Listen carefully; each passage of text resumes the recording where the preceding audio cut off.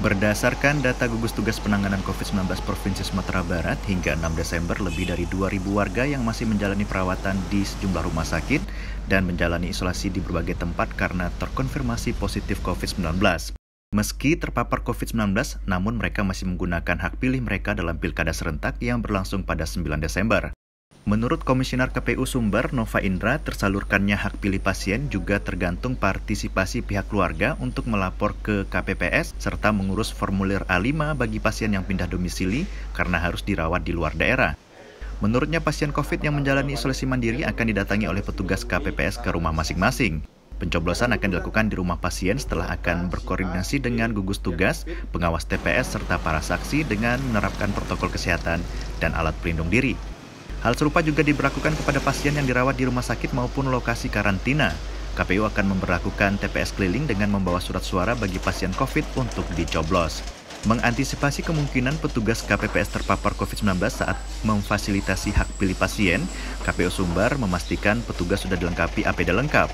Selain itu juga surat suara bagi pasien COVID akan disemprot cairan disinfektan. Agar tidak terjadi penularan saat hari pemungutan suara, warga juga diimbau untuk tetap menerapkan protokol kesehatan seperti memakai masker di TPS serta membawa pulpen sendiri. Selain itu juga menaati protokol kesehatan di TPS masing-masing. Pertama, saya mengkategorikan dua hal saja. Yang pertama, ada dia isolasi di rumah saja. Di rumah saja kan ada ketentuan di dalam peraturan kita bahwa KPPS akan menjambangi pemilih yang lagi isolasi itu, berkoordinasi dengan gugus tugas, dengan pengawas TPS yang ada di TPS, kemudian juga para saksi untuk datang ke rumah yang bersangkutan untuk memberikan hak suaranya. Nah, kemudian kan ada isolasi yang kemudian itu harus pindah dia kota, misalnya dari Solo ke Padang misalnya.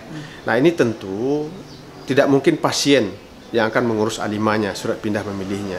Makanya kita berharap kepada keluarga pasien itu aktif untuk mengurus A5 ini pindah memilih. Nah, kemudian kemana dia? Misalnya ke rumah sakit Semen Padang atau ke rumah sakit Unan misalnya.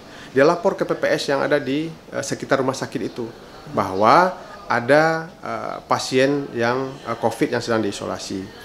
Nah, maka kemudian PPS nanti akan menyampaikan kepada KPPS bahwa situ ada pasien 1 atau 2 orang, atau 3 orang, atau 4 orang, atau 5 orang yang positif.